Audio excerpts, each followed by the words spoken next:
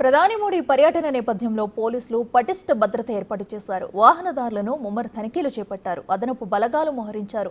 సభకు తరలివచ్చే అమరావతి రైతుల కోసం రూట్ మ్యాప్ను సిద్ధం చేశారు. ఇక ఐడి కార్డులు ఉన్న వారినే సభా ప్రాంగణానికి అనుమతిస్తున్నారు.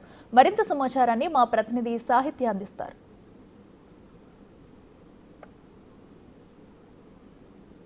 అమరావతి పునఃప్రారంభోత్సవానికి ప్రధాని నరేంద్ర మోదీ రాబోతున్నారు. మరికొద్ది గంటల్లో అయితే కనుక నరేంద్ర మోదీ సభా ప్రాంగణానికి అయితే చేరుకునే అవకాశం అయితే కనపడతా ఉంది. సెక్రటేరియట్ వైపే సభా ప్రాంగణం ఉంది కాబట్టి ఇటువైపు వై జంక్షన్ దగ్గర అయితే కనుక అధికంగా వాహనాలు కానీ ఇటువైపు జనాభా వచ్చే అవకాశం ఉంది కాబట్టి కట్టుదిట్టమైన పోలీసుల భద్రతా ఏర్పాట్లను అయితే ఏర్పాటు చేసిన పరిస్థితి కనబడతా ఉంది. ఇప్పటికే కొంతమంది బలగాలను కూడా ఇక్కడికి చేరుకున్నారు, కొంతమంది ఇక్కడికి చేరుకున్నారు. ఎవరైతే పార్టీ జెండాలతో కానీ లేకపోతే ఎటువంటి వాహనాలు వచ్చినప్పటికీ కూడా అడిగి వాళ్ళకి దారి దిశానిర్దేశం అయితే చెప్తున్న పరిస్థితి కనబడతా ఉంది పోలీసులు. ఇటువైపు అమరావతి నుంచి కూడా అనేక మంది రైతులైతే కనుక ఈ సభకైతే చేరుకునే అవకాశం కనబడుతుంది కాబట్టి వాళ్ళందరికీ కూడా రూట్ మ్యాప్ ఎటువైపు ఉందో దారిని మళ్లిస్తూ కూడా అటువైపు వాహనాలని తరలిస్తున్న పరిస్థితి కనబడతా ఉంది. కొంతమంది ఎవరైతే మనం ఐడి కార్డు ట్యాగ్స్ చూస్తూ ఉన్నామో వాళ్ళందరూ కూడా సెక్రటేరియట్ సిబ్బంది కాబట్టి అవి చెక్ చేసి మరి పోలీసులు వాళ్ళ దగ్గర నుంచి అంటే ఇది ఏదైతే బ్యారిగేట్ని మనం చూస్తూ ఉన్నామో ఈ బ్యారిగేట్ అవతల వైపు నుంచి అయితే కనుక వాళ్ళందరినీ పంపిస్తూ ఉన్నారు. ఒక్కొక్క వాహనాన్ని తనిఖీ చేసి చెక్ చేసి వాళ్ళు సెక్రటేరియట్కి సంబంధించిన ఆఫీసర్ ఎవరైతే సిబ్బందా కాదా ఐడి కార్డుని కూడా చూపిస్తూ ఉన్నారు. కొంతమంది వాళ్ళు చూడొచ్చు మనం. అయితే ఐడి కార్డు లేని పక్షాన అయితే కనుక ఖచ్చితంగా ఇటువైపు నుంచి రూట్ మార్చి ఏదైతే అటువైపు వెళ్లాల్సిన రూట్ ఉంటుందో అటువైపు పంపించేసిన పరిస్థితి కనబడతా ఉంది. చూడొచ్చు మనం ఎక్స్క్లూజివ్గా అయితే కనుక ఆ ఐడి కార్డుని అయితే వాళ్ళు చెక్ చేస్తున్న పరిస్థితి కనబడతా ఉంది. ఇది సచివాలయానికి వెళ్లే సిబ్బంది ఐడి కార్డు అయితే వాళ్ళని కూడా ఇక్కడి నుంచే పంపిస్తూ ఉన్నారు. వాళ్ళు ఇటువైపు నుంచి వస్తూ ఉంటారు కాబట్టి ఇటువైపు ఎక్కువ మంది చూడొచ్చు. మళ్ళీ మనం ఇంకొక ఐడి కార్డు ఇలా సిబ్బంది వస్తున్నారు. అదేవిధంగా ఇటువైపే రైతులు కూడా వస్తారు అన్న సమాచారం కూడా మనకు అందుతూ ఉంది. అయితే ఒక్కసారి అటువైపు కెమెరా తిప్పి చూస్తే కనుక భద్రతా బలగాలు అంటే పోలీసులు ఎంతమంది వచ్చున్నారో కూడా మనం చూడొచ్చు.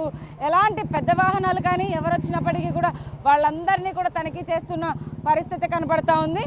ఒకసారి వెనక సెక్రటేరియట్ వైపు వెళ్ళే వాహనాలను కూడా మనం చూపించే ప్రయత్నం అయితే చేద్దాము.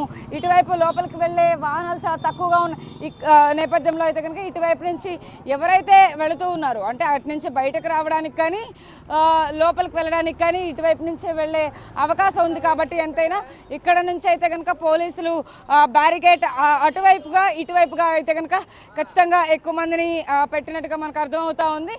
అయితే ఇక్కడ మనం చూడొచ్చు అంటే కొంచెం వెరైటీగా అయితే ఒక బోర్డు ఒక ప్లకార్డ్ని పట్టుకుని ఒక వ్యక్తి ఇక్కడ నుంచి ఉన్నారు. క్లీన్ ఇండియా గ్రీన్ ఇండియా అంటూ ఈయన ఈ బోర్డుని పట్టుకున్నారు. ఒక కవర్ లాంటి ఒక యూనిఫామ్ లాంటిది ఒకటి వేసుకున్నారు. సేవ్ నేచర్ ఒక సంచిని అయితే కనుక ఆయన ఆ సంచి మీద ఆయన రాసిన రాత కూడా మనం చూడొచ్చు. ప్రకృతిని కాపాడుకుందాం, ప్రకృతి మనల్ని కాపాడుతుంది అనే ఒక ట్యాగ్ లైన్ అయితే కనుక ఆయన ధరించారు.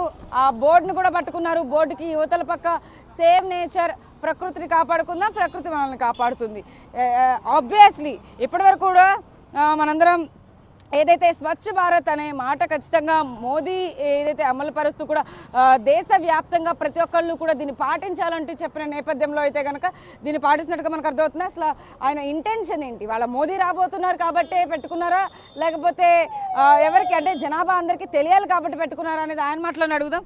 సరే ఏంటి గోన్ సెన్స్ ఏంటి, బోర్డు ఏంటి? అమ్మ నా పేరు ఇంటూరు భూషణం. నేను విశాఖపట్నంలో జీవీఎంసీ స్కూల్లో రిటైర్ అయ్యాను.